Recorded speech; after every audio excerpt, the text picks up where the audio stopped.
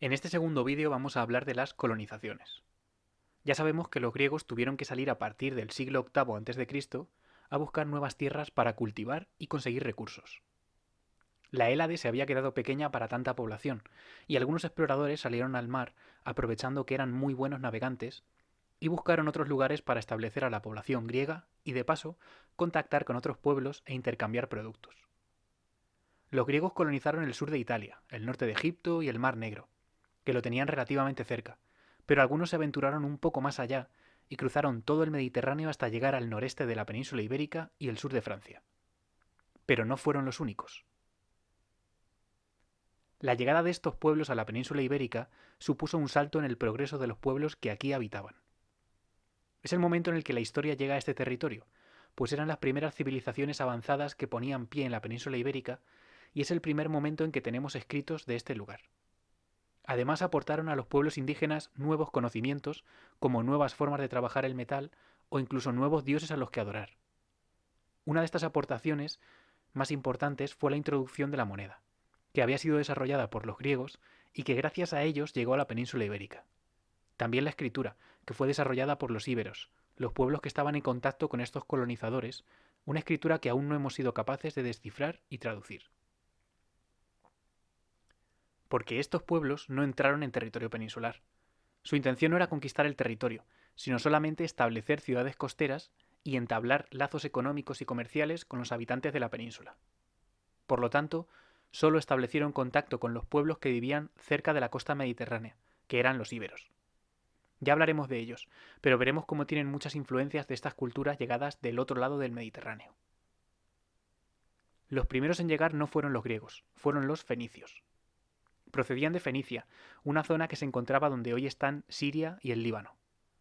Los fenicios eran un pueblo que basaba su economía en el comercio, y gracias a él recorrieron todo el Mediterráneo vendiendo sus productos y estableciendo ciudades que sirvieran de bases comerciales en los lugares que más riquezas encontraban. Los fenicios eran unos grandes navegantes.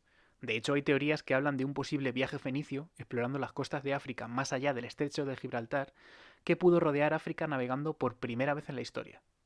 Evidentemente, los escritos que nos cuentan este hecho, como os dije en el vídeo anterior, son escritos que mezclan hechos con leyendas y mitos, y es muy difícil extraer la realidad exacta de lo que ocurrió. Lo que sí sabemos es que los fenicios llegaron a las costas de la península ibérica hacia el año 1100 a.C. y fundaron Gadir, lo que hoy es Cádiz, lo que la convierte en una de las ciudades más antiguas de Europa. También fundaron Málaca, lo que hoy es Málaga, y otras poblaciones, siempre al sur, entre lo que hoy es Murcia y Andalucía. Se cree que siguieron hacia el norte, más allá de Gadir, y establecieron contacto con las costas portuguesas, gallegas e incluso las islas británicas. Y también al sur, llegando a las Canarias. De esos viajes surgiría la teoría que os he mencionado antes del viaje alrededor de África. Un poco más tarde, mientras los fenicios seguían comerciando con la zona sureste, los griegos comenzaron sus colonizaciones. Hacia el siglo VII a.C., casi 500 años más tarde que los fenicios, griegos procedentes de la polis de Focea llegaron a las costas del sur de Francia y desde allí exploraron las costas de lo que hoy es Cataluña, fundando colonias comerciales como Rode, hoy conocida como Rosas, y Emporion, hoy conocida como Ampurias. Desde estos enclaves comerciales, fenicios y griegos establecieron contactos con los pueblos que allí vivían, los cuales los aceptaron impresionados por las grandes riquezas que portaban y los avances y desarrollos que les ofrecieron. Los pueblos indígenas les proporcionaban metales, ya que la península ibérica era muy rica en minas, así como alimentos, y los colonizadores fenicios y griegos a cambio les daban productos manufacturados, elaborados, como telas, cerámica, joyas, adornos, perfumes. De hecho, llega un momento en que en los yacimientos arqueológicos encontramos objetos similares a los griegos y fenicios, pero hechos en la península ibérica, lo que nos dice que los pueblos indígenas comenzaron a adoptar las formas de fabricar objetos de los colonizadores. Las formas de vida de los indígenas cambiaron con el contacto con los colonizadores. Como ya hemos dicho, como consecuencia desarrollaron la escritura y la moneda, pero también la religión se vio influida, y el propio arte, la joyería.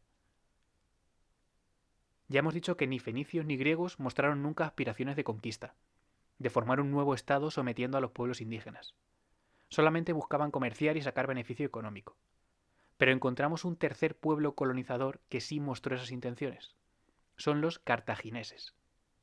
Cartago se encontraba en el norte de África, en lo que hoy es Túnez, y fue una colonia más fundada por los fenicios, al igual que Gadir. Pero en el siglo VI a.C., Fenicia fue conquistada y las colonias fenicias que habían establecido por todo el Mediterráneo quedaron desconectadas de su lugar de origen. Así que Cartago tomó el relevo y se hizo cargo de su control. Los cartagineses eran una gran potencia marítima que consiguió desplazar a los griegos e impedir que fundaran colonias en la parte sur.